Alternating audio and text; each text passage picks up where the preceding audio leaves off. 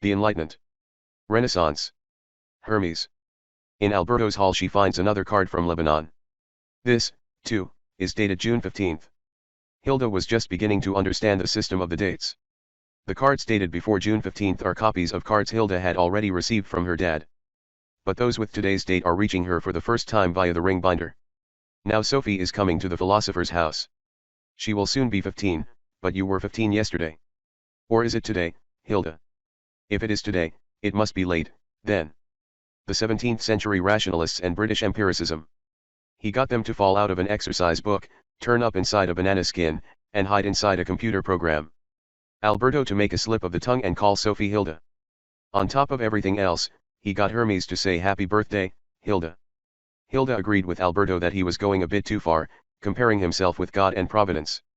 She decided that the comparison with God was not so crazy after all. Her father really was like an almighty God for Sophie's world. When Alberto got to Berkeley, Hilda was at least as enthralled as Sophie had been. What would happen now? Alberto and Sophie standing at the window, seeing the little plane with the long happy birthday streamer waving behind it. So to be or not to be is not the whole question. The question is also who we are. Are we really human beings of flesh and blood? Does our world consist of real things, or are we encircled by the mind? For us, for you and me, this will or spirit that is the cause of everything in everything could be Hilda's father. Are you saying he's been a kind of God for us? What about Hilda herself? She is an angel, Sophie. Hilda is the one this spirit turns to. With that, Sophie tears herself away from Alberto and runs out into the storm. Could it be the same storm that raged over Berkeley last night a few hours after Sophie ran through the town? Tomorrow is my birthday, star. Isn't it extra bitter to realize that life is only a dream on the day before your 15th birthday? It's like dreaming you won $1 million and then just as you're getting the money you wake up. Minutes later she saw someone come running toward her. It was her mother. What's happening to us, little one? I don't know, Sophie sobbed. It's like a bad dream. Hilda felt the tears start. To be or not to be, that is the question. She threw the ring binder to the end of the bed and stood up. How would things go for them now that they knew it was Hilda's father who decided everything? She suddenly realized that the same problem possibly applied to her own world too. Could history simply continue to all eternity once the last piece of the jigsaw puzzle of philosophy and science had fallen into place? Wasn't there a connection between the development of ideas and science on the one hand, and the greenhouse effect and deforestation on the other? Maybe it was not so crazy to call man's thirst for knowledge a fall from grace. I can't find my gold crucifix anywhere. I found it down by the dock weeks ago. You must have dropped it, you untidy scamp. But right now I can't seem to find it. She began the next chapter. Sophie woke up the next morning when her mother came into the room carrying a tray loaded with birthday presents. Happy birthday, Sophie. She tried to remember what had happened the night before. But it was all like jumbled pieces of a jigsaw puzzle. One of the pieces was Alberto, another was Hilda and the Major. A third was Berkeley, a fourth Berkeley. Today you are 15 years old. June 15, 1975. Are you sure it isn't all only a dream? Her mother's present was a tennis racket. Her father had sent her a mini TV and FM radio. The telephone rang. Sophie Amundsen. This is Alberto. The thunderstorm, Sophie. I am scared that nothing is real. That's called existential angst, or dread, and is as a rule only a stage on the way to new consciousness. We must complete the course by Midsummer Eve. It's our last chance. We are right now starting from scratch. We don't even know whether we think. It may turn out that we are thoughts, and that is quite different from thinking. We have good reason to believe that we have merely been invented by Hilda's father as a kind of birthday diversion for the Major's daughter from Lille Sand. Do you see? Yes. But if we are fictive, we have no right to believe anything at all. In which case this whole telephone conversation is purely imaginary. Would you claim that people plan everything they dream? It may be that Hilda's father knows everything we do. It may be just as difficult to escape his omniscience as it is to run away from your own shadow. However, and this is where I have begun to devise a plan, it is not certain that the Major has already decided on everything that is to happen. He may not decide before the very last minute, that is to say, in the moment of creation. Precisely at such moments we may possibly have an initiative of our own which guides what we say and do. Such an initiative would naturally constitute extremely weak impulses compared to the Major's heavy artillery. We are very likely defenseless against intrusive external forces such as talking dogs, messages in bananas, and thunderstorms booked in advance. But we cannot rule out our stubbornness, however weak it may be. The Major naturally knows everything about our little world, but that doesn't mean he is all-powerful. At any rate we must try to live as if he is not. The trick would be if we could manage to do something all on our own, something the major would not be able to discover. How can we do that if we don't even exist? Who said we don't exist? The question is not whether we are, but what we are and who we are. I am attempting to find an Archimedean point. Archimedes was a Greek scientist who said, "Give me a firm point on which to stand and I will move the earth." But if we haven't succeeded in detaching ourselves from his gluey imagination before he arrives at Berkeley, we are done for. First of all, I shall give you the most important facts about the French Enlightenment. Then we shall take the main outline of Kant's philosophy so that we can get to Romanticism. Hegel will also be a significant part of the picture for us. And in talking about him we will unavoidably touch on Kierkegaard's indignant clash with Hegelian philosophy. We shall briefly talk about Marx, Darwin, and Freud. And if we can manage a few closing comments on Sartre and existentialism, our plan can be put into operation. I have to go to school. Drop it. If we are only fictive, it's pure imagination that candy and soda have any taste. But you'd better go to school before we meet. It might have a bad influence on Hilda if you cut your last school day. She is an angel, you know. We can meet at the major's cabin. Once again Hilda had an almost transfiguring conviction that Sophie and Alberto really existed. In the mailbox she found 2 cards from Lebanon. They were both birthday cards. Happy birthday 15 years. Sophie read her own card first. Dear Sophie Amundsen, today you are getting a card as well. Happy birthday, Sophie, and many thanks for everything you have done for Hilda. Hilda's card read. Dear Hilda, Alberto will soon be telling you about the French Enlightenment. He will concentrate on 7 points. They are, 1. Opposition to authority 2. Rationalism 3. The Enlightenment movement 4. Cultural optimism 5. The return to nature 6. Natural religion 7. Human rights. She got to the cabin. German Immanuel Kant. But France also had many important thinkers in the 18th century. Europe in the 18th century was in England in the first half, in France in the middle, and in Germany toward the end of it. French Enlightenment philosophers had in common. The important names are Montesquieu, Voltaire, and Rousseau. Opposition to authority. They became increasingly opposed to the old authority. They thought it was essential to remain skeptical of all inherited truths, the idea being that the individual must find his own answer to every question. The opposition to authority was not least directed against the power of the clergy, the king, and the nobility. During the 18th century, these institutions had far more power in France than they had in England. French Revolution. In 1789. But the revolutionary ideas arose much earlier. The next key word is rationalism. Locke was not consistent in his empiricism. He believed, for example, that faith in God and certain moral norms were inherent in human reason. This idea is also the core of the French Enlightenment. The French have always been more rational than the British. Yes, it goes right back to the Middle Ages. When the British speak of common sense, the French usually speak of evident.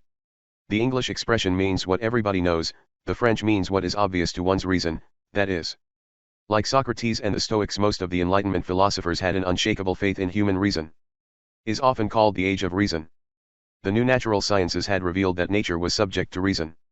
To lay a foundation for morals, religion, and ethics in accordance with man's immutable reason. This led to the Enlightenment movement. Enlightening the masses. This was to be the basis for a better society. People thought that poverty and oppression were the fault of ignorance and superstition. Great attention was therefore focused on the education of children and of the people. Pedagogy was founded during the Enlightenment. So schools date from the Middle Ages, and pedagogy from the Enlightenment. The greatest monument was a huge encyclopedia in 28 volumes published in 1751 to 1772. Cultural optimism. The Enlightenment philosophers thought that once reason and knowledge became widespread, humanity would make great progress. It could only be a question of time before irrationalism and ignorance would give way to an enlightened humanity. But today we are no longer so convinced that all developments are to the good. The new catchphrase was back to nature. But nature to the Enlightenment philosophers meant almost the same as reason, since human reason was a gift of nature rather than of religion or of civilization. It was observed that the so-called primitive peoples were frequently both healthier and happier than Europeans, and this, it was said, was because they had not been civilized. Rousseau proposed the catchphrase, "We should return to nature. For nature is good, and man is by nature good, it is civilization which ruins him." Rousseau also believed that the child should be allowed to remain in its naturally innocent state as long as possible. They meant that religion also had to be brought into harmony with natural reason. Enlightenment philosophers thought it was irrational to imagine a world without God. The world was far too rational for that. Newton held the same view, for example. It was also considered rational to believe in the immortality of the soul. It was held to be more a question of reason than of faith. What religion needed was to be stripped of all the irrational dogmas or doctrines that had got attached to the simple teachings of Jesus during the course of ecclesiastical history. Professed to what is known as deism. We mean a belief that God created the world ages and ages ago, but has not revealed himself to the world since. Thus God is reduced to the supreme being who only reveals himself to mankind through nature and natural laws, never in any supernatural way. Also for Aristotle, God was the formal cause or first mover. Human rights. They fought actively for what they called the natural rights of the citizen. At first, this took the form of a campaign against censorship for the freedom of the press. But also in matters of religion, morals, and politics, the individual's right to freedom of thought and utterance had to be secured. They also fought for the abolition of slavery and for a more humane treatment of criminals. The principle of the inviolability of the individual culminated in the Declaration of the Rights of Man and Citizen adopted by the French National Assembly in 178 v. This Declaration of Human Rights was the basis for our own Norwegian Constitution of 1814.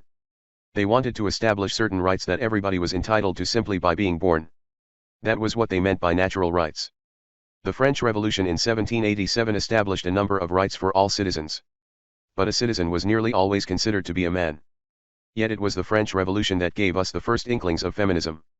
He held that women had the same natural rights as men. During the Revolution of 1789, women were extremely active in the fight against the old feudal regime. For example, it was women who led the demonstrations that forced the king away from his palace at Versailles. They also demanded changes in the marriage laws and in women's social conditions. But, the question of women's rights was exploited in the heat of the struggle, but as soon as things fell into place in a new regime, the old male-dominated society was reintroduced. Olympe de Gouges. In 1791, 2 years after the revolution, she published a declaration on the rights of women. She demanded all the same rights for women as for men. But, she was beheaded in 1793. And all political activity for women was banned. It was not until the 19th century that feminism really got underway, not only in France but also in the rest of Europe.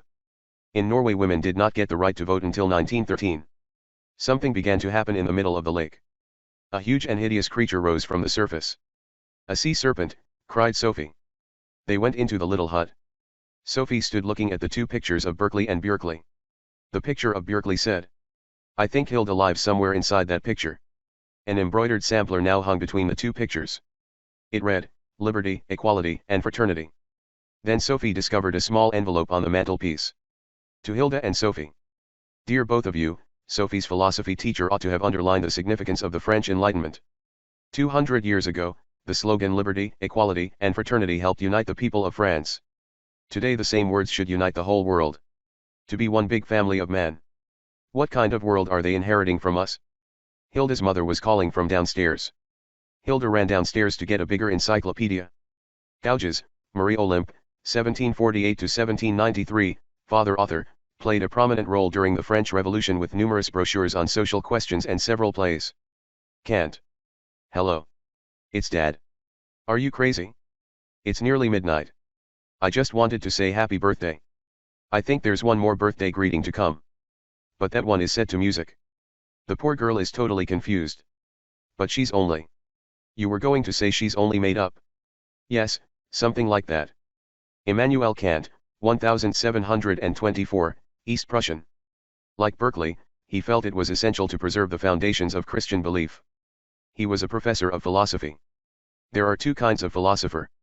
One is a person who seeks his own answers to philosophical questions. The other is someone who is an expert on the history of philosophy but does not necessarily construct his own philosophy. Kant was both. He was familiar both with the rationalism of Descartes and Spinoza and the empiricism of Locke, Berkeley, and Hume. Remember that the rationalists believed that the basis for all human knowledge lay in the mind. And that the empiricists believed all knowledge of the world proceeded from the senses.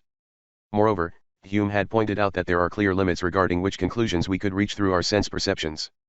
The question everybody was concerned with was what we can know about the world. Either the world is exactly as we perceive it, or it is the way it appears to our reason. Kant thought that both sensing and reason come into play in our conception of the world. But he thought the rationalists went too far in their claims as to how much reason can contribute, and he also thought the empiricists placed too much emphasis on sensory experience. Kant agrees with Hume and the empiricists that all our knowledge of the world comes from our sensations. But and here Kant stretches his hand out to the rationalists: in our reason there are also decisive factors that determine how we perceive the world around us. In other words, there are certain conditions in the human mind that are contributive to our conception of the world. Sophie put the glasses on. Everything around her became red. Everything you see is part of the world around you, but how you see it is determined by the glasses you are wearing. So you cannot say the world is red even though you conceive it as being so. Whatever we see will first and foremost be perceived as phenomena in time and space. Kant called time and space are two forms of intuition. And he emphasized that these two forms in our own mind precede every experience. In other words, we can know before we experience things that we will perceive them as phenomena in time and space. For we are not able to take off the glasses of reason. What we see may depend on whether we are raised in India or Greenland, but wherever we are, we experience the world as a series of processes in time and space. Kant's idea was that time and space belong to the human condition. Time and space are first and foremost modes of perception and not attributes or the physical world. Our perceptions adapt themselves to our forms of intuition. It is not only mind which conforms to things. Things also conform to the mind. Kant called this the Copernican revolution in the problem of human knowledge. The rationalists had almost forgotten the importance of experience, and the empiricists had shut their eyes to the way our own mind influences the way we see the world. And even the law of causality which Hume believed man could not experience belongs to the mind, according to Kant.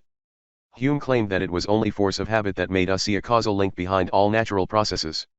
According to Hume, we cannot perceive the black billiard ball as being the cause of the white ball's movement. Therefore, we cannot prove that the black billiard ball will always set the white one in motion. But that very thing which Hume says we cannot prove is what Kant makes into an attribute of human reason. The law of causality is eternal and absolute simply because human reason perceives everything that happens as a matter of cause and effect. Again, I would have thought that the law of causality lay in the physical world itself, not in our minds. Kant's philosophy states that it is inherent in us. He agreed with Hume that we cannot know with certainty what the world is like in itself. We can only know what the world is like for me or for everybody. Das Ding and sich and things as they appear to us. Kant made an important distinction between the thing in itself and the thing for me. We can never have certain knowledge of things in themselves. We can only know how things appear to us. On the other hand, prior to any particular experience we can say something about how things will be perceived by the human mind. Before you go out in the morning, you cannot know what you will see or experience during the day. But you can know that what you see and experience will be perceived as happening in time and space. You can moreover be confident that the law of cause and effect will apply, simply because you carry it with you as part of your consciousness. But you mean we could have been made differently? Yes, we could have had a different sensory apparatus. And we could have had a different sense or time and a different feeling about space. Imagine there's a cat lying on the floor in the living room. A ball comes rolling into the room. What does the cat do? The cat will run after the ball. If you suddenly see a ball come rolling in, would you also start running after it? First, I would turn around to see where the ball came from. Yes, because you are a human being, you will inevitably look for the cause of every event, because the law of causality is part of your makeup. Hume showed that we can neither perceive nor prove natural laws. That made Kant uneasy. But he believed he could prove their absolute validity by showing that in reality we are talking about the laws of human cognition. Let's sum up. According to Kant, there are two elements that contribute to man's knowledge of the world. One is the external conditions that we cannot know of before we have perceived them through the senses. We can call this the material of knowledge. The other is the internal conditions in man himself, such as the perception of events as happening in time and space and as processes conforming to an unbreakable law of causality. We can call this the form of knowledge. Suddenly Sophie saw a little girl between the trees on the opposite side of the lake. The girl was only visible for a few seconds, she was wearing some kind of red hat. Let ourselves not be distracted. Kant believed that there are clear limits to what we can know. You could perhaps say that the mind's glasses set these limits. Philosophers before Kant had discussed the really big questions, whether man has an immortal soul, whether there is a God, whether nature consists of tiny indivisible particles, and whether the universe is finite or infinite. Kant believed there was no certain knowledge to be obtained on these questions. Not that he rejected this type of argument. Kant believed that reason operates beyond the limits of what we humans can comprehend. At the same time, there is in our nature a basic desire to pose these same questions. But when we ask whether the universe is finite or infinite, we are asking about a totality of which we ourselves are a tiny part. We can therefore never completely know this totality. Two elements that contribute to our knowledge of the world, sensory perception and reason. The material of our knowledge comes to us through the senses, but this material must conform to the attributes of reason. For example, one of the attributes of reason is to seek the cause of an event. When we wonder where the world came from and then discuss possible answers, reason is in a sense on hold. For it has no sensory material to process, no experience to make use of. That's why we ask and ask. But we never get anything firm to bite on, we never get a satisfactory answer because reason is not locked on. Kant showed that there will always be two contrasting viewpoints that are equally likely or unlikely, depending on what our reason tells us. It is just as meaningful to say that the world must have had a beginning in time as to say that it had no such beginning. Reason cannot decide between them. We can allege that the world has always existed, but can anything always have existed if there was never any beginning? So now we are forced to adopt the opposite view. We say that the world must have begun sometime and it must have begun from nothing, unless we want to talk about a change from one state to another. But can something come from nothing? Finally, we are bound to fail if we attempt to prove the existence of God with the aid of reason. Here the rationalists, like Descartes, had tried to prove that there must be a God simply because we have the idea of a supreme being. Others, like Aristotle and Thomas Aquinas, decided that there must be a God because everything must have a first cause. Kant rejected both these proofs of the existence of God. Neither reason nor experience is any certain basis for claiming the existence of God. As far as reason goes, it is just as likely as it is unlikely that God exists. But Kant wanted to preserve the basis for Christian faith. Yes, he opened up a religious dimension. There, where both reason and experience fall short, there occurs a vacuum that can be filled by faith. Kant was a Protestant. Protestantism has been characterized by its emphasis on faith. The Catholic Church, on the other hand, has since the early Middle Ages believed more in reason as a pillar of faith. He believed that it is essential for morality to presuppose that man has an immortal soul, that God exists, and that man has a free will. He himself called faith in the immortal soul, in God's existence, and in man's free will practical postulates. To postulate something is to assume something that cannot be proved. By a practical postulate, Kant meant something that had to be assumed for the sake of praxis, or practice, that is to say, for man's morality. It is a moral necessity to assume the existence of God, he said. Suddenly there was a knock at the door. They opened the door, and a little girl stood there in a white summer dress and a red bonnet. It was the girl they had seen on the other side of the lake. She carried a basket of food. "I am Little Red Riding Hood. I'm looking for my grandmother's house," said the girl. "She is old and sick, but I'm taking her some food." She took out a small envelope and handed it to Sophie. "Watch out for the wolf," Sophie called after her. "She will go to her grandmother's house and be eaten by the wolf. She never learns. It will repeat itself to the end of time. Dear Hilda, if the human brain was simple enough for us to understand, we would still be so stupid that we couldn't understand it. Love, Dad." True enough. I believe Kant said something to that effect. We cannot expect to understand what we are. Maybe we can comprehend a flower or an insect, but we can never comprehend ourselves. Even less can we expect to comprehend the universe. Kant's ethics. For Hume it was neither our reason nor our experience that determined the difference between right and wrong. It was simply our sentiments. This was. Kant had always felt that the difference between right and wrong was a matter of reason, not sentiment. In this he agreed with the rationalists, who said the ability to distinguish between right and wrong is inherent in human reason. According to Kant, everybody has practical reason, that is, the intelligence that gives us the capacity to discern what is right or wrong in every case. The ability to tell right from wrong is just as innate as all the other attributes of reason. We all have access to the same universal moral law. This moral law has the same absolute validity as the physical laws. It is just as basic to our morality as the statements that everything has a cause, or that 7 plus 5 is 12, are basic to our intelligence. Since it precedes every experience, it is formal. That is to say, it is not bound to any particular situation of moral choice. For it applies to all people in all societies at all times. It says how you are to behave in all situations. Kant formulates the moral law as a categorical imperative. By this he means that the moral law is categorical, or that it applies to all situations. It is, moreover, imperative, which means it is commanding and therefore absolutely authoritative. First he says, act as if the maxim of your action were to become through your will a universal law of nature. So when I do something, I must make sure I want everybody else to do the same if they are in the same situation. Only then will you be acting in accordance with the moral law within you. Categorical imperative, act in such a way that you always treat humanity, whether in your own person or in the person of any other, never simply as a means, but always at the same time as an end. So we must not exploit other people to our own advantage. No, because every man is an end in himself. But that does not only apply to others, it also applies to you yourself. You must not exploit yourself as a mere means to achieving something, either. The law of morals is just as absolute and just as universal as the law of causality. That cannot be proved by reason either, but it is nevertheless absolute and unalterable. When Kant describes the law of morals, he is describing the human conscience. We cannot prove what our conscience tells us, but we know it, Nevertheless, sometimes I might only be kind and helpful to others because I know it pays off. It could be a way of becoming popular. But if you share with others only to be popular, you are not acting out of respect for moral law. You might be acting in accordance with moral law, and that could be fair enough, but if it is to be a moral action, you must have conquered yourself. Only when you do something purely out of duty can it be called a moral action. Kant's ethics is therefore sometimes called duty ethics.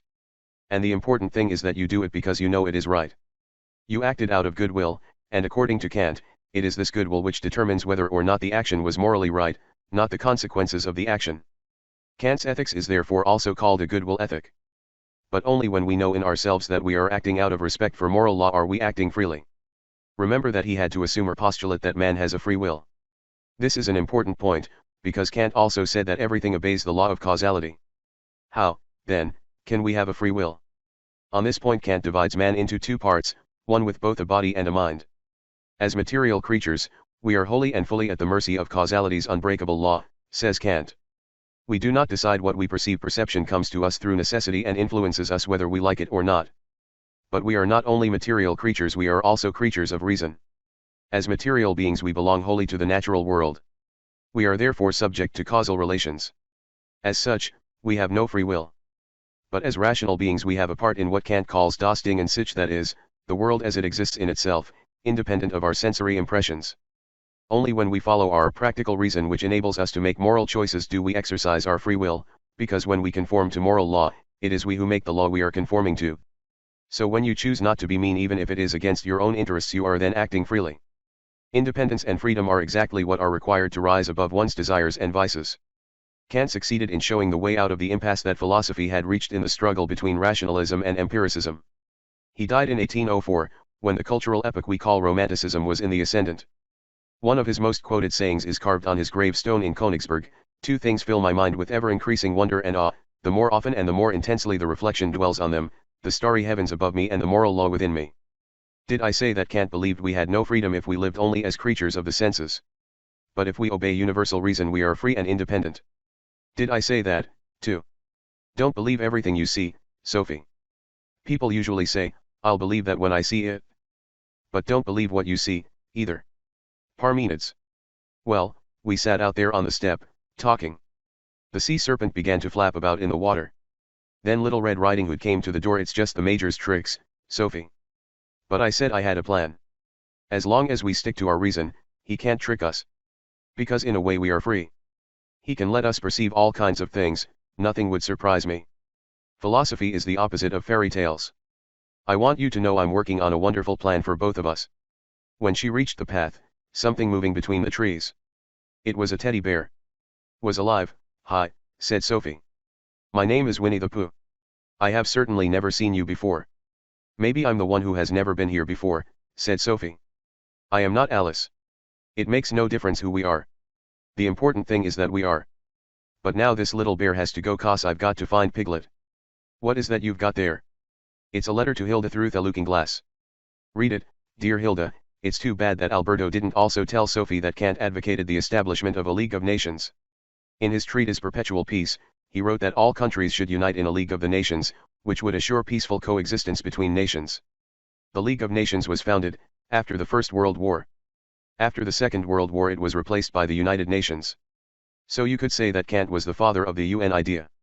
Kant's point was that man's practical reason requires the nations to emerge from their wild state of nature which creates wars, and contract to keep the peace. It is our duty to work for the universal and lasting securing of peace. Sophie continued on her way homeward. Romanticism. Hilda let the heavy ring binder slide into her lap. She wondered why her father had begun to write about Little Red Riding Hood and Winnie the Pooh. It felt as if she had been in a totally different reality. Sophie went into the house. Sophie had the idea of inviting people to a philosophical garden party.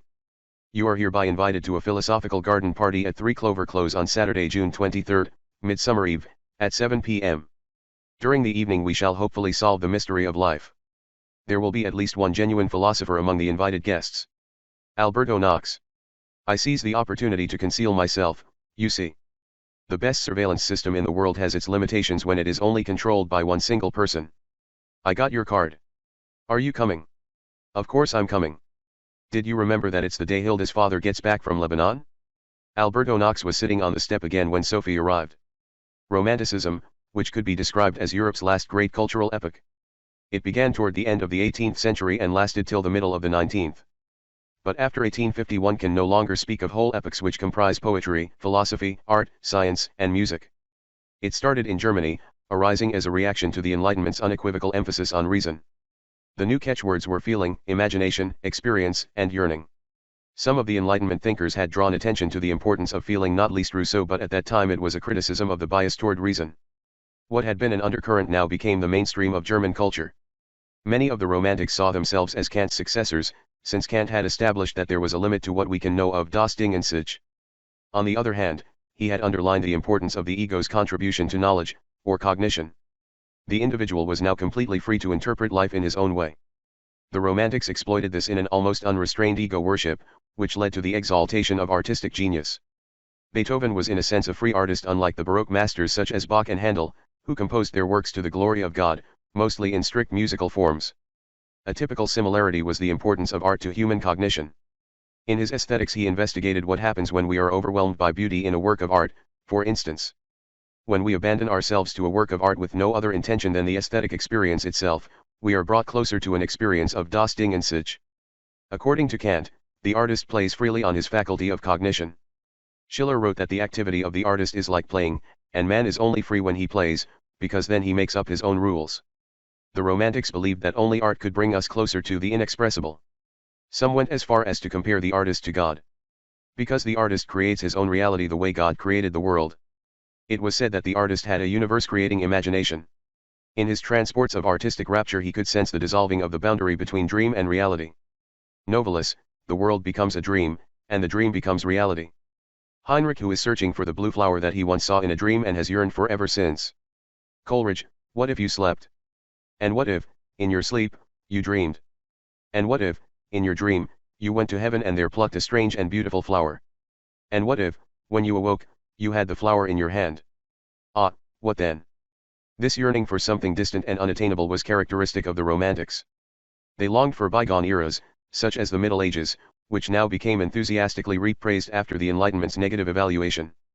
And they longed for distant cultures like the Orient with its mysticism. They were preoccupied with what we usually refer to as the dark side of life, or the murky, uncanny, and mystical. Romanticism was in the main an urban phenomenon. The typical Romantics were young men, often university students, although they did not always take their studies very seriously. They had a decidedly anti-middle class approach to life and could refer to the police or their landladies as Philistines, for example, or simply as the enemy. First student uprising. The Romantics were not unlike the hippies 150 years later. Idleness is the ideal of genius, and indolence the virtue of the Romantic. It was the duty of the Romantic to experience life or to dream himself away from it. Day-to-day business could be taken care of by the Philistines. Byron and Shelley were Romantic poets of the so-called Satanic school. Provided the Romantic age with its idol, the Byronic hero, the alien, moody, rebellious spirit in life as well as in art. Byron himself could be both willful and passionate, and being also handsome, he was besieged by women of fashion. But true love remained as elusive and as unattainable for him as Novalis' blue flower. Novalis became engaged to a 14-year-old girl. She died 4 days after her 15th birthday. I am 15 years and 4 days old today. Her name was Sophie. Could it be a coincidence? I couldn't say, Sophie. Novalis himself died when he was only 29. He was one of the young dead. Many of the Romantics died young, usually of tuberculosis. Some committed suicide. Those who lived to be old usually stopped being Romantics at about the age of 30. Some of them went on to become thoroughly middle class and conservative. The theme of unrequited love was introduced as early as 1774 by Goethe in his novel The Sorrows of Young Werther. The book ends with young Werther shooting himself when he can't have the woman he loves. One of the features of Romanticism was this yearning for nature and nature's mysteries. Romanticism implied a renaissance of the old cosmic consciousness. It means viewing nature as a whole. These thinkers had in common was that they experienced a divine ego in nature. Descartes and Hume had drawn a sharp line between the ego and extended reality. Kant had also left behind him a sharp distinction between the cognitive I and nature in itself. Now it was said that nature is nothing but one big I. The Romantics also used the expressions world soul or world spirit. Schelling, 1775 to 1854. He wanted to unite mind and matter. All of nature, both the human soul and physical reality, is the expression of one absolute, or world spirit, he believed. Nature is visible spirit, Spirit is invisible nature, said Schelling, since one senses a structuring spirit everywhere in nature. He also said that matter is slumbering intelligence. Schelling saw a world spirit in nature, but he saw the same world spirit in the human mind. The natural and the spiritual are actually expressions of the same thing. World spirit can thus be sought both in nature and in one's own mind.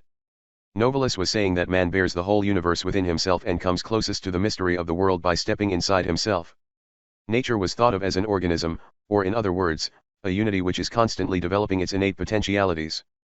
Johann Gottfried von Herder, 1744 to 1803. He believed that history is characterized by continuity, evolution, and design.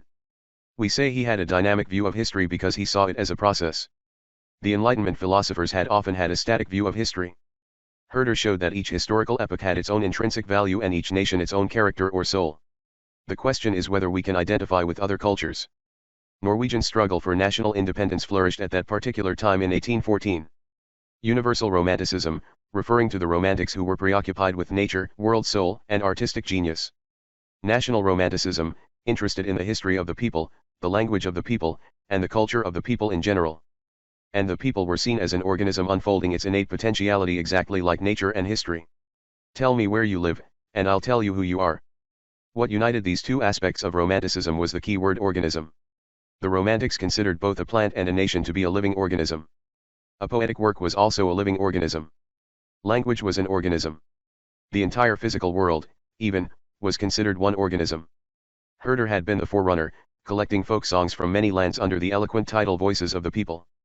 Folk songs were collected, the Norwegian language began to be studied scientifically. The old myths and sagas from heathen times were rediscovered, and composers all over Europe began to incorporate folk melodies into their compositions in an attempt to bridge the gap between folk music and art music. Art music is music composed by a particular person, like Beethoven. Folk music was not written by any particular person, it came from the people. Or folk tales and art tales. The fairy tale was the absolute literary ideal of the Romantics. Like in Baroque period was the theatre. Sum up. The philosophers of Romanticism viewed the world soul as an ego which in a more or less dreamlike state created everything in the world. The philosopher Fichte said that nature stems from a higher, unconscious imagination. Schelling said explicitly that the world is in God. God is aware of some of it, he believed, but there are other aspects of nature which represent the unknown in God. For God also has a dark side. The relationship between the artist and his work was seen in exactly the same light. The fairy tale gave the writer free rein to exploit his universe-creating imagination. And even the creative act was not always completely conscious. The writer could experience that his story was being written by some innate force. He could practically be in a hypnotic trance while he wrote. But then he would suddenly destroy the illusion. He would intervene in the story and address ironic comments to the reader, so that the reader would be reminded that it was only a story. At the same time the writer could remind his reader that it was he who was manipulating the fictional universe. This form of disillusion is called romantic irony. Alberto said, but you needn't be worried that you will meet the same fate as Novalis' fiancée. I'm saying that anyone reading the story of Sophie and Alberto will know intuitively that there are many pages of the story still to come. A boy came running out of the woods. My name is Aladdin and I've come all the way from Lebanon. And what do you have in your lamp? The boy rubbed the lamp, and out of it rose a thick cloud which formed itself into the figure of a man. He said, can you hear me, Hilda? I suppose it's too late for any more birthday greetings. I just wanted to say that Berkeley and the South Country back home seem like fairyland to me here in Lebanon. I'll see you there in a few days. The spirit of the lamp spoke exactly like Hilda's father. That's because it was Hilda's father in spirit. Both you and I and everything around us are living deep in the Major's mind. Now we know that we are living our lives in a book which Hilda's father will send home to Hilda as a birthday present. I'm going to run away from the book and go my way. But before that can happen, we must try and talk with Hilda. She reads every word we say. Once we succeed in getting away from here it will be much harder to contact her. I think the Major is just about to fall asleep over his typewriter although his fingers are still racing feverishly over the keys. I'm calling on that poor girl here and now to rebel against her own father. She should be ashamed to let herself be amused by his self-indulgent. He is here in spirit and soul, but he's also safely tucked away in Lebanon.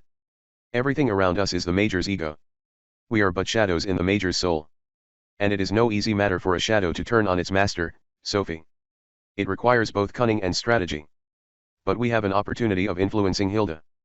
Only an angel can rebel against God. She could also run away from him. That would be much easier for her than it is for us. She could leave the Major's house and never return. Wouldn't that be fitting for a major who plays with his universe-creating imagination at our expense? The major travels all over the world searching for Hilda. But Hilda has vanished into thin air because she can't stand living with a father who plays the fool at Alberto's and Sophie's expense. Try to imagine that everything that happens to us goes on in someone else's mind. We are that mind. That means we have no soul, we are someone else's soul. So far we are on familiar philosophical ground. He is over there in Lebanon writing a book on philosophy for his daughter's 15th birthday. What I am saying to you now will be read by Hilda after her father in Lebanon once imagined that I was telling you he was in Lebanon, imagining me telling you that he was in Lebanon. Hilda and her father, shouldn't they feel so cocky because it is feasible that they, too, are nothing but mind? Maybe the major is also a shadow in a book about him and Hilda, which is also about us, since we are a part of their lives. That makes us only shadows of shadows. To us, that author would be a hidden god. Although everything we are and everything we say and do proceeds from him, because we are him, we will never be able to know anything about him. We are in the innermost box. He is sitting somewhere, hiding both Hilda and me deep inside his head. Isn't it just possible that he, too, is part of a higher mind? He wishes to emphasize that he, too, is a helpless shadow, and that this book, in which Hilda and Sophie appear, is in reality a textbook on philosophy. Next chapter. Hegel. Now her father really had made her head swim. The rascal. How could he? Sophie had tried to talk directly to her. She had asked her to rebel against her father. And she had really managed to plant an idea in Hilda's mind. A plan. She agreed with Sophie and Alberto that he was going too far in his game of shadows. George Wilhelm Friedrich Hegel was a legitimate child of Romanticism, Stuttgart, 1770. He worked with Schelling in Jena. He died of cholera in 1831. Hegel united and developed almost all the ideas that had surfaced in the Romantic period. Schelling as well as other Romantics had said that the deepest meaning of life lay in what they called the world spirit. When Hegel talks of world spirit or world reason, he means the sum of human utterances, because only man has a spirit. He is referring to human life, human thought, and human culture. Kant talk about das Ding an sich. Although he denied that man could have any clear cognition of the innermost secrets of nature, he admitted that there exists a kind of unattainable truth. Hegel said that truth is subjective, thus rejecting the existence of any truth above or beyond human reason. All knowledge is human knowledge, he said. Hegel's philosophy is mainly a method for understanding the progress of history. Hegel's philosophy teaches us nothing about the inner nature of life, but it can teach us to think productively. All the philosophical systems before Hegel had one thing in common, namely, the attempt to set up eternal criteria for what man can know about the world. This was true of Descartes, Spinoza, Hume, and Kant. Each and every one had tried to investigate the basis of human cognition. But they had all made pronouncements on the timeless factor of human knowledge of the world. Hegel did not believe it was possible. He believed that the basis of human cognition changed from one generation to the next. There were therefore no eternal truth/no timeless reason.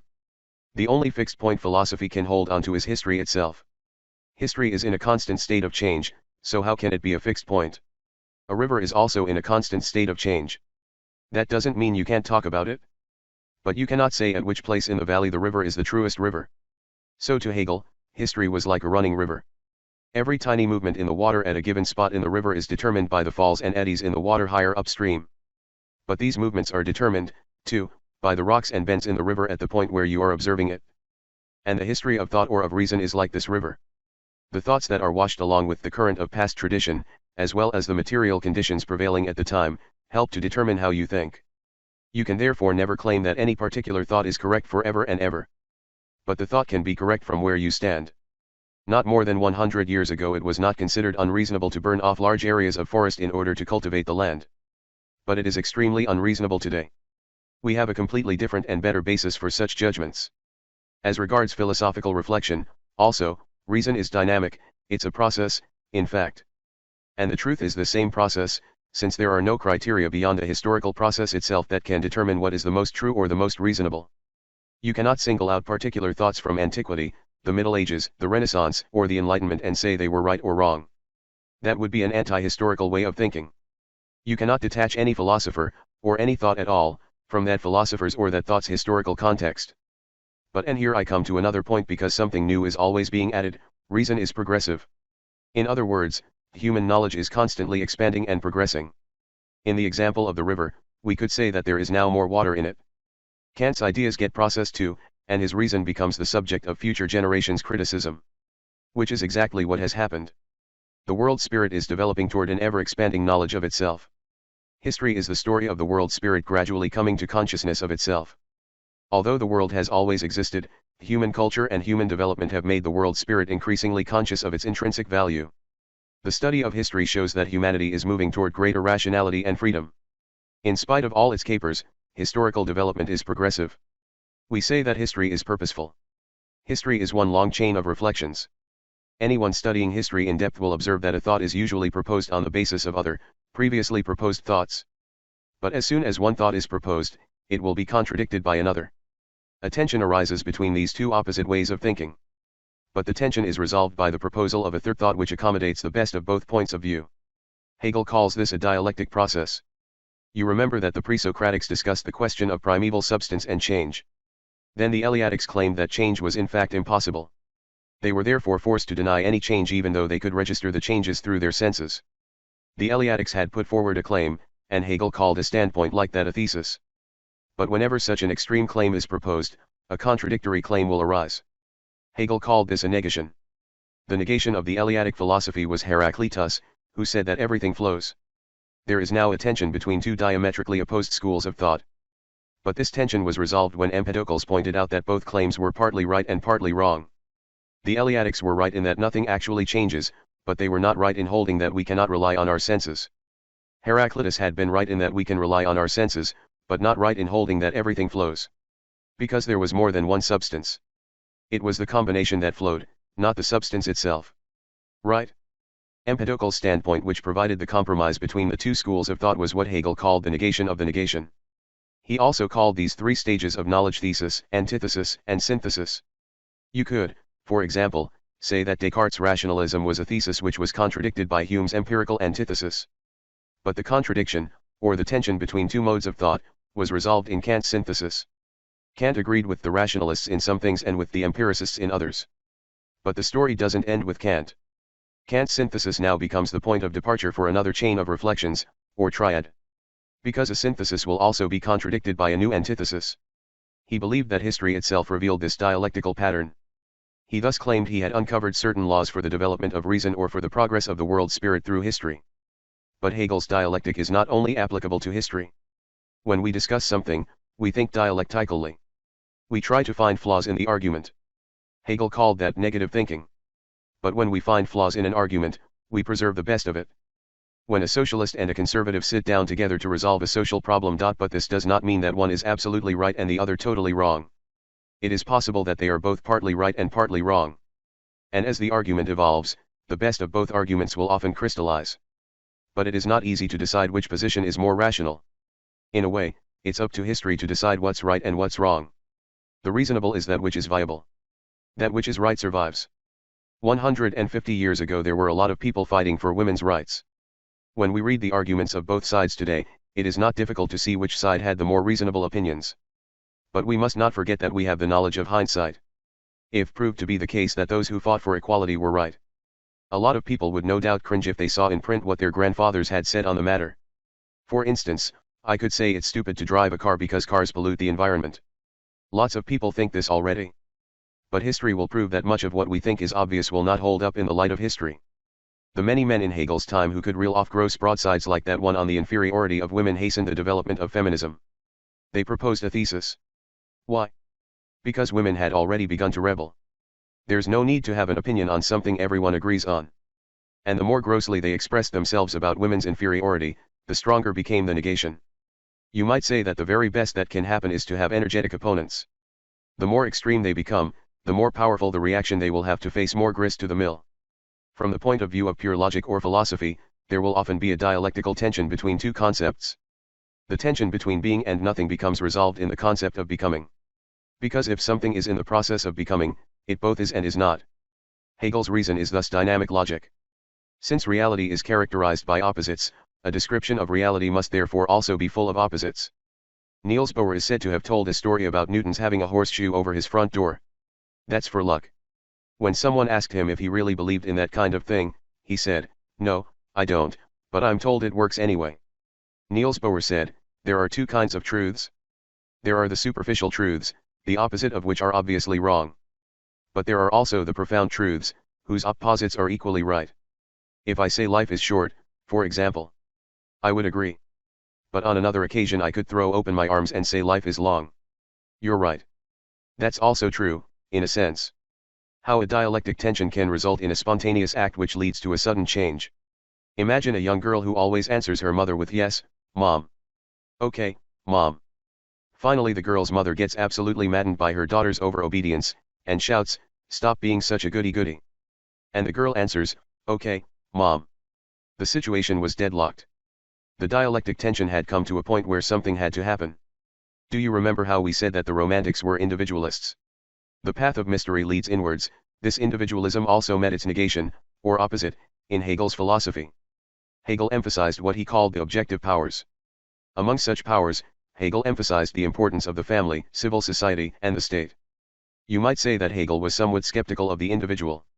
He believed that the individual was an organic part of the community. Reason, or world spirit, came to light first and foremost in the interplay of people. Reason manifests itself above all in language. And a language is something we are born into.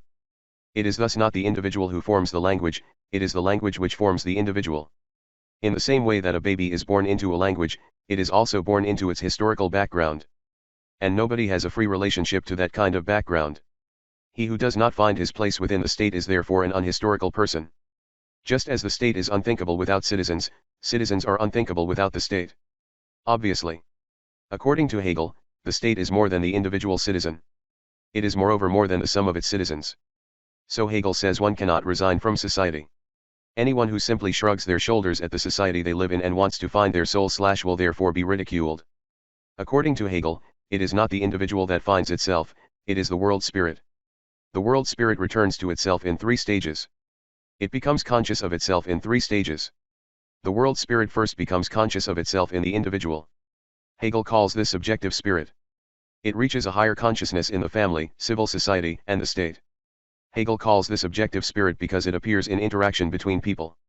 The world spirit reaches the highest form of self-realization in absolute spirit. And this absolute spirit is art, religion, and philosophy. And of these, philosophy is the highest form of knowledge because in philosophy, the world spirit reflects on its own impact on history. Philosophy is the mirror of the world spirit.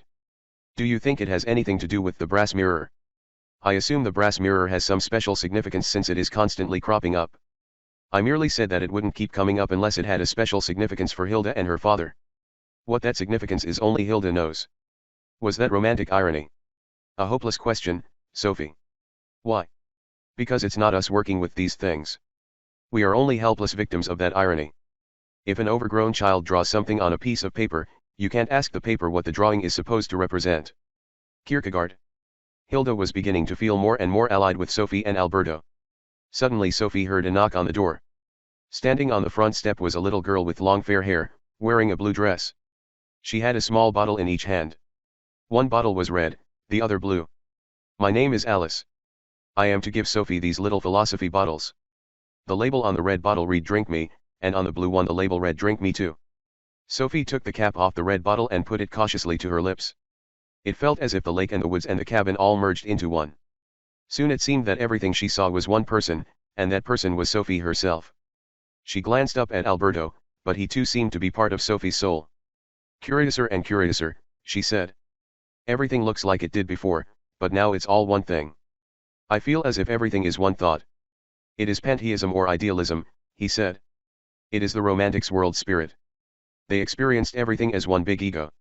It is also Hegel who was critical of the individual, and who saw everything as the expression of the one and only world reason. Sophie took the cap off the blue bottle and took a large gulp.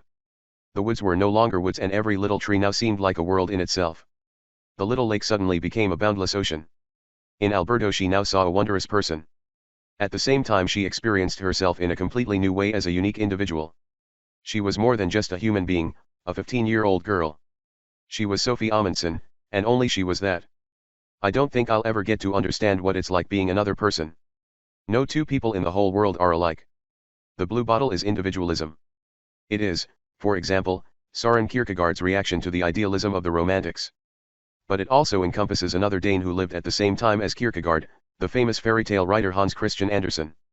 He had the same sharp eye for nature's incredible richness of detail.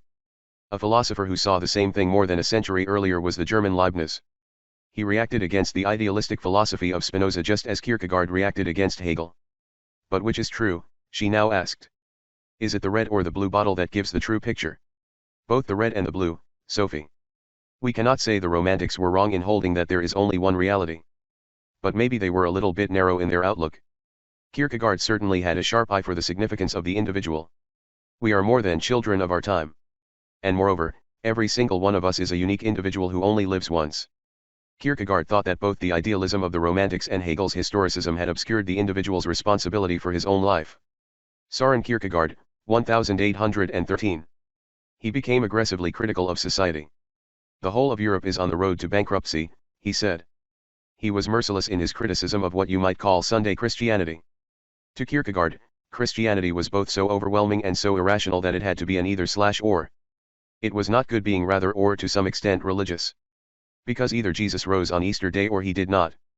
And if he really did rise from the dead, if he really died for our sake, then this is so overwhelming that it must permeate our entire life. Kierkegaard saw how both the church and people in general had a non-committal approach to religious questions. To Kierkegaard, religion and knowledge were like fire and water. It was not enough to believe that Christianity is true. Having a Christian faith meant following a Christian way of life. He took his master's degree with the dissertation on the concept of irony. In this work he did battle with romantic irony and the Romantics' uncommitted play with illusion. He posited Socratic irony. It had the purpose of eliciting the fundamental truths about life. Unlike the Romantics, Socrates was what Kierkegaard called an existential thinker. That is to say, a thinker who draws his entire existence into his philosophical reflection. Hegel's system was being used as a kind of all-purpose explanation for every type of question. Kierkegaard indicated that the sort of objective truths that Hegelianism was concerned with were totally irrelevant to the personal life of the individual. Rather than searching for the truth with a capital T, it is more important to find the kind of truths that are meaningful to the individual's life. It is important to find the truth for me. He thus sets the individual, or each and every man, up against the system. Kierkegaard thought Hegel had forgotten that he was a man. While the ponderous Sir Professor explains the entire mystery of life, he has in distraction forgotten his own name, that he is a man, neither more nor less, not a fantastic 3/8 of a paragraph. A broad description of human nature or human beings was totally without interest to Kierkegaard. The only important thing was each man's own existence. And you don't experience your own existence behind a desk. It's only when we act and especially when we make significant choices that we relate to our own existence. There is a story about Buddha that illustrates what Kierkegaard meant. There was once a monk who asked Buddha if he could give clearer answers to fundamental questions on what the world is and what a man is. Buddha answered by likening the monk to a man who gets pierced by a poisoned arrow. The wounded man would have no theoretical interest in what the arrow was made of, what kind of poison it was dipped in, or which direction it came from. He would most likely want somebody to pull it out and treat the wound. Yes, he would. That would be existentially important to him. Both Buddha and Kierkegaard had a strong sense of only existing for a brief moment. Kierkegaard also said that truth is subjective. By this he did not mean that it doesn't matter what we think or believe. He meant that the really important truths are personal. Only these truths are true for me. An important question is whether Christianity is true. This is not a question one can relate to theoretically or academically. For a person who understands himself in life, it is a question of life and death. It is not something you sit and discuss for discussion's sake. It is something to be approached with the greatest passion and sincerity. Fundamental questions such as these can only be approached through faith. Things we can know through reason, or knowledge, are according to Kierkegaard totally unimportant. 8 + 4 is 12. Truths like those can be both objective and general, but they are nevertheless totally immaterial to each man's existence. You can never know whether a person forgives you when you wrong them. Neither can you know whether a person loves you. It's something you just have to believe or hope. But these things are more important to you than the fact that the sum of the angles in a triangle is 180 degrees. Faith is the most important factor in religious questions. Kierkegaard wrote, "If I am capable of grasping God objectively, I do not believe, but precisely because I cannot do this I must believe. If I wish to preserve myself in faith I must constantly be intent upon holding fast the objective uncertainty, so as to remain out upon the deep, over 70,000 fathoms of water, still preserving my faith. What matters is not whether Christianity is true, but whether it is true for you. Credo quid absurdum. It means I believe because it is irrational. If Christianity had appealed to our reason, and not to other sides of us, it would not be a question of faith." So we have looked at what Kierkegaard meant by existential, what he meant by subjective truth, and what his concept of faith was. They also embodied a trenchant social criticism. The individual in modern urban society had become the public, he said, and the predominant characteristic of the crowd, or the masses, was all their non-committal talk. Today we would probably use the word conformity, that is when everybody thinks and believes in the same things without having any deeper feeling about it. The crowd is the untruth, or the truth is always in the minority, and that most people had a superficial approach to life. Kierkegaard believed that there were three different forms of life. He himself used the term stages. He calls them the aesthetic stage, the ethical stage, and the religious stage. He used the term stage to emphasize that one can live at one of the two lower stages and then suddenly leap to a higher stage. Many people live at the same stage all their life. He who lives at the aesthetic stage lives for the moment and grasps every opportunity of enjoyment. This person lives wholly in the world of the senses, and is a slave to his own desires and moods. Everything that is boring is bad. The typical romantic is thus also the typical aesthete, since there is more to it than pure sensory enjoyment. A person who has a reflective approach to reality, or for that matter to his art or the philosophy he or she is engaged in, is living at the aesthetic stage. It is even possible to have an aesthetic, or reflective, attitude to sorrow and suffering. In which case vanity has taken over. A person who lives at the aesthetic stage can easily experience angst, or a sense of dread, and a feeling of emptiness. If this happens, there is also hope. According to Kierkegaard, angst is almost positive. It is an expression of the fact that the individual is in an existential situation, and can now elect to make the great leap to a higher stage. But it either happens or it doesn't. It doesn't help to be on the verge of making the leap if you don't do it completely. It is a matter of either/or. But nobody can do it for you. It is your own choice. Socrates' view that all true insight comes from within. And so perhaps you will begin to live at the ethical stage. This is characterized by seriousness and consistency of moral choices. Kierkegaard, like Kant, drew attention first and foremost to human temperament. The important thing is not what you may think is precisely right or wrong. What matters is that you choose to have an opinion at all on what is right or wrong. The aesthete's only concern is whether something is fun or boring. Kierkegaard never claimed that the ethical stage was satisfactory. Even a dutiful person will eventually get tired of always being dedicated and meticulous. Lots of people experience that sort of fatigue reaction late in life. Some relapse into the reflective life of their aesthetic stage. But others make a new leap to the religious stage. They take the jump into the abyss of faith's 70,000 fathoms. They choose faith in preference to aesthetic pleasure and reason's call of duty. And although it can be terrible to jump into the open arms of the living God, as Kierkegaard put it, it is the only path to redemption. But he also became significant to non-Christian thinkers. Existentialism, inspired by the Danish philosopher, flourished widely in the 20th century. Marx. When she had started to read the Saturday, it was still Sophie's 15th birthday. The day before had been Hilda's own birthday. There would only be one more birthday greeting. It was when Alberto and Sophie had sung happy birthday to her. Very embarrassing, Hilda thought. And now Sophie had invited people to a philosophical garden party on the very day her father was due back from Lebanon. But one thing was certain, before her father got home to Berkeley he would get a scare. That was the least she could do for Sophie and Alberto. Hilda ran downstairs to the telephone. She found Anne and Ole's number in Copenhagen and called them. Hilda began to describe her plan. She told Anne about the ring binder, about Sophie and Alberto and all the rest. But when Hilda hung up, her plan was in operation. But he is coming to the garden party, isn't he? Oh yes, he's looking forward to it. And another thing. There's a letter for you. It's stamped UN Battalion. The envelope was stamped June 15, 1990. She opened it and took out a little note. What matters our creative endless toil, when at a snatch, oblivion ends the coil.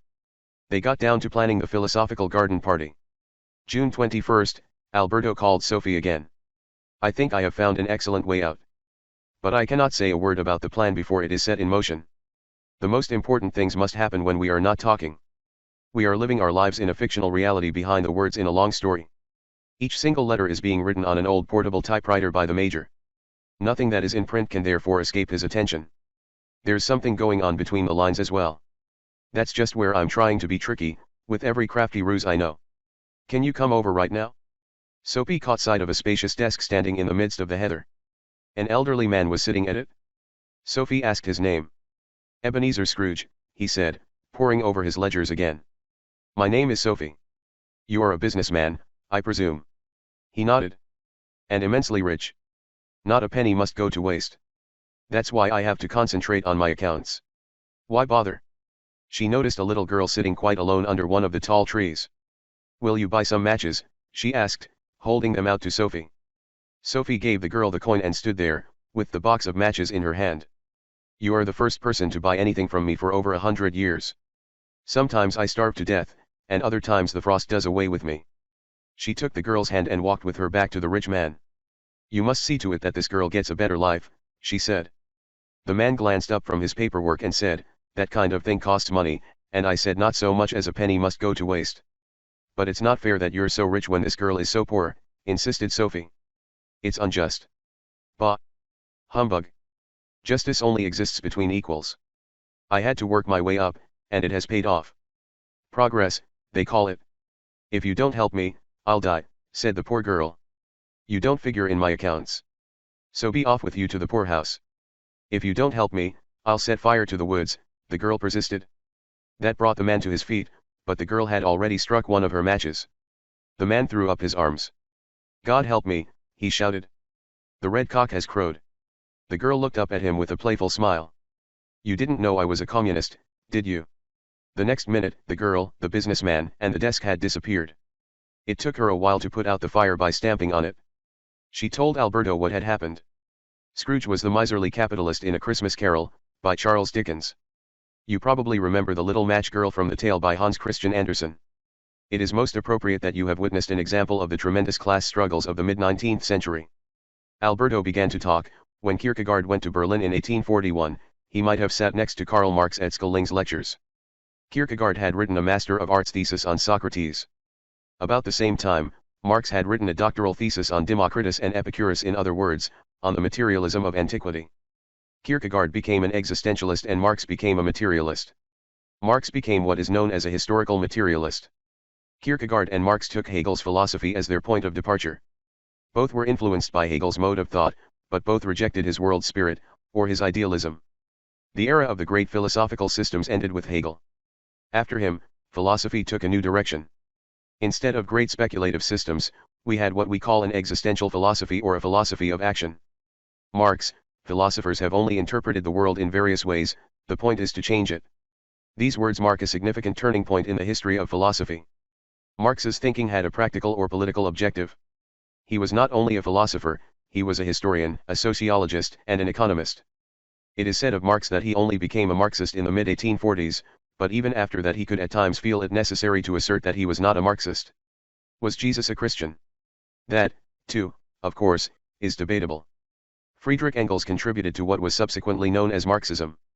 In our own century, Lenin, Stalin, Mao, and many others also made their contribution to Marxism, or Marxism-Leninism. Marx thought that it was the material factors in society which determine the way we think. Material factors of that nature have certainly been decisive for historical development. Hegel had pointed out that historical development is driven by the tension between opposites which is then resolved by a sudden change.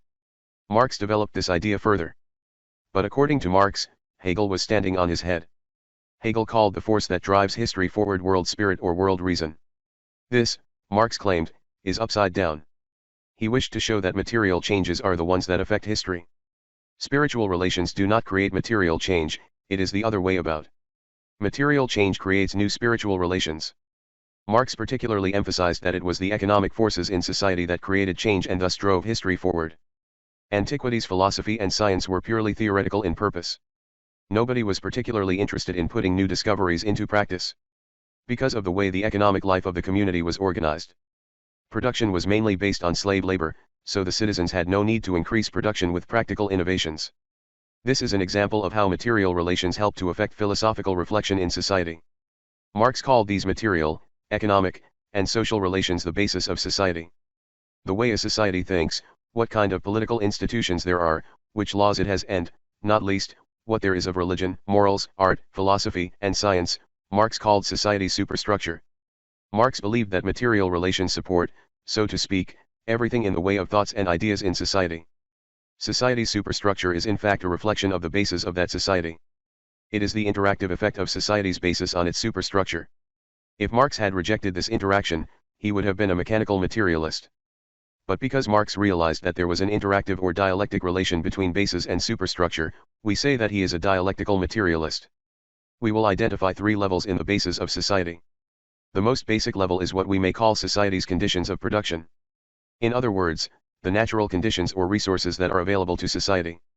These are the foundation of any society, and this foundation clearly determines the type of production in the society, and by the same token, the nature of that society and its culture in general. And the way people think in a nomadic culture is very different from the way they think in a fishing village in northern Norway. The next level is the society's means of production. By this Marx meant the various kinds of equipment, tools, and machinery, as well as the raw materials to be found there. The next level in the base of society, namely, those who own the means of production. The division of labor, or the distribution of work and ownership, was what Marx called society's production relations. We can conclude that it is the mode of production in a society which determines which political and ideological conditions are to be found there. The question of what was morally right, according to Marx, is a product of the base of society. For example, it is not accidental that in the old peasant society, parents would decide whom their children married. It was a question of who was to inherit the farm. In a modern city, social relations are different. Nowadays you can meet your future spouse at a party or a disco, and if you are sufficiently in love, you'll find somewhere to live. Marx emphasized moreover that it is mainly society's ruling class that sets the norms for what is right or wrong. Because the history of all hitherto existing societies is the history of class struggles. In other words, history is principally a matter of who is to own the means of production. Marx understood that conditions in society's superstructure could have an interactive effect on the base of society, but he denied that society's superstructure had any independent history of its own. What has driven historical development from the slave society of antiquity to the industrial society of today has primarily been determined by changes in the base of society. Marx believed that in all phases of history there has been a conflict between two dominant classes of society. In antiquity's slave society, the conflict was between free citizen and slave. In the feudal society of the Middle Ages, it was between feudal lord and serf, later on, between aristocrat and citizen. But in Marx's own time, in what he called a bourgeois or capitalist society, the conflict was first and foremost between the capitalists and the workers, or the proletariat. So the conflict stood between those who own the means of production and those who do not. And since the upper classes do not voluntarily relinquish their power, change can only come about through revolution. What about a communist society? Marx was especially interested in the transition from a capitalist to a communist society. He also carried out a detailed analysis of the capitalist mode of production. Marx's view of man's labor. Before he became a communist, the young Marx was preoccupied with what happens to man when he works. This was something Hegel had also analyzed.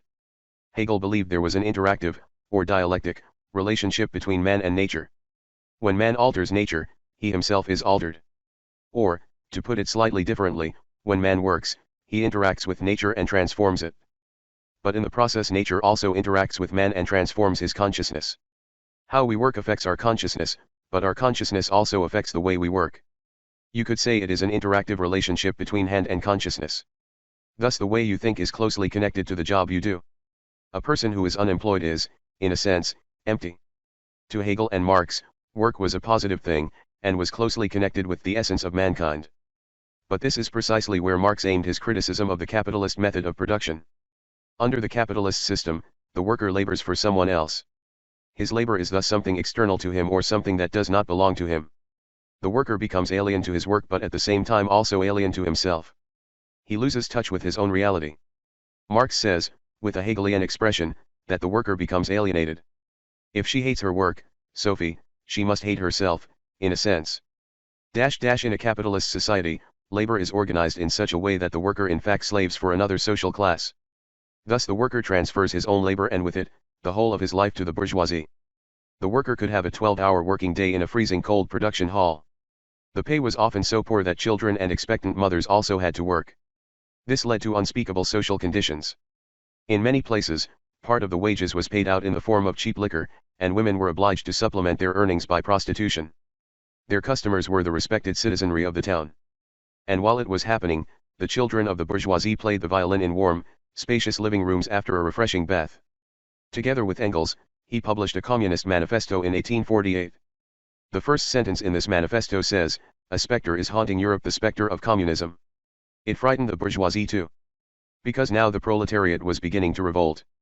It ended with, the communists disdain to conceal their views and aims. They openly declare that their ends can be attained only by the forcible overthrow of all existing social conditions. Let the ruling classes tremble at a communist revolution. The proletarians have nothing to lose but their chains. They have a world to win. Workingmen of all countries, unite. But many people still live under inhuman conditions while they continue to produce commodities that make capitalists richer and richer. Marx called this exploitation. If a worker produces a commodity, this commodity has a certain exchange value. If you now deduct the worker's wages and the other production costs from the exchange value, there will always be a certain sum left over. This sum was what Marx called profit.